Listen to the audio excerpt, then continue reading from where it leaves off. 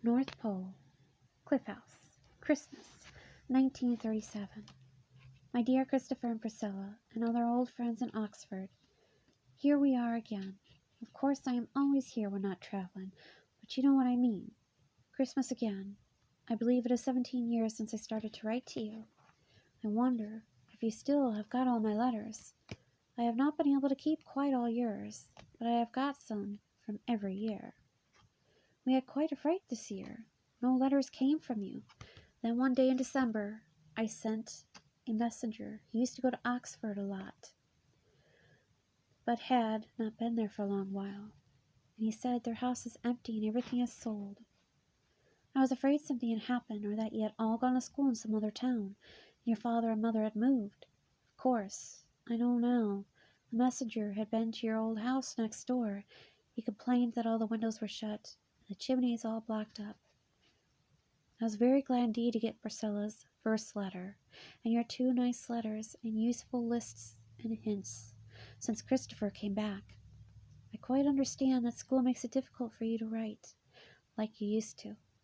And of course I have new children coming on my lists each year, so that I don't get less busy. Tell your father I am sorry about his eyes and throat. I once had my eyes very bad from snow blindness, which comes from looking at sunlit snow, but I got better.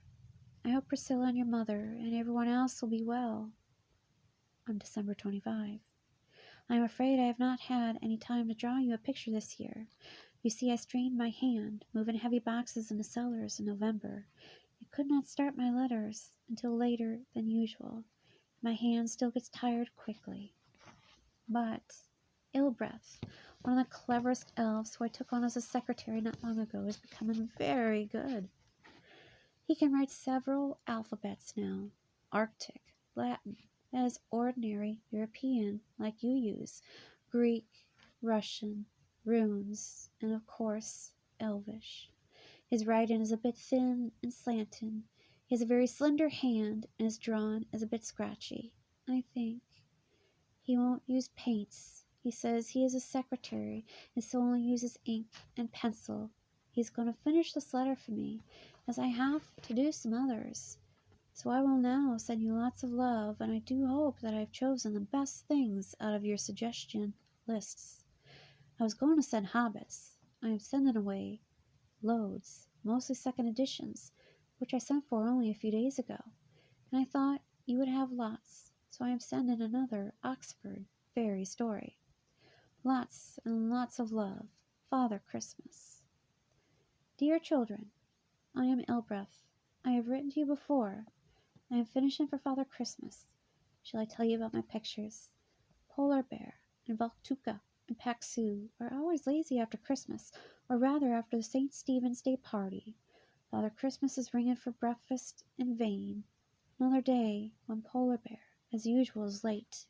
Not true. Paxu threw a bath sponge full of icy water on his face. Polar Bear chased him all round the house and round the garden, and then forgave him, because he had not caught Paxu, but had found a huge appetite. We had terrible weather at the end of winter, and actually had rain. We could not go out for days. I have drawn Polar Bear and his nephews when they did venture out. Paxu and Valtuka have never gone away. They like it so much they have begged to stay. It was much too warm at the North Pole this year. A large lake formed at the bottom of the cliff and left the North Pole standing on an island. I have drawn a view looking south, so the cliff is on the other side. It was about midsummer. The North Polar Bear, his nephews, and lots of polar cubs used to come and bathe, also seals. North Polar Bear took to trying to paddle a boat or canoe, but he fell in so often that the seals thought he liked it and used to get under the boat and tip it up. That made him annoyed. The sport did not last long, as the water froze again, early in August. Then he began to think of this Christmas. In my picture, Father Christmas is dividing up the lists and giving me my special lot. You are in it. North Polar Bear, of course, always pretends to be managing everything. That's why he is pointing. But I am really listening to Father Christmas, and I am saluting him not North Polar Bear. Rude little errand boy. We had a glorious bonfire and fireworks to celebrate the coming of winter and the beginning of real preparations. The snow came down very thick in November, and the elves and snow boys had several tobogganing half holidays. The polar cubs were not good at it. They fell off, and most of them took to rolling or sliding down just on themselves. Today, but this is the best bit. I had just finished my picture, or I might have drawn it differently and better. Polar Bear was being allowed to decorate a big tree in the garden, all by himself, in a ladder. Suddenly I heard terrible, growly, squeaky noises. We rushed out to find Polar Bear hanging on the tree himself. "You are not a decoration," said Father Christmas. "Anyway, I am all right," he shouted. He was. He threw a bucket of water over him, which spoilt a lot of the decorations but saved his fur. The silly old thing had rested the ladder against a branch instead of the trunk of the tree. Then he thought, "I'll just light the candles to see if they are working," although he was told not to. So he climbed to the top of the ladder for taper. Just then the branch cracked. The ladder slipped on the snow. The Polar Bear fell into the tree and caught on some wire, and his fur got caught on fire. Poor joke! Luckily he was rather damp, or he might have fizzled. I wonder if roast polar is good to eat. Not as good as well spanked and fried elf. That last picture is imaginary and not very good, but I hope it will come true. It will. Polar Bear behaves. I hope you can read my writing. I try to write like dear old Father Christmas, without the trembles, but I cannot do so well.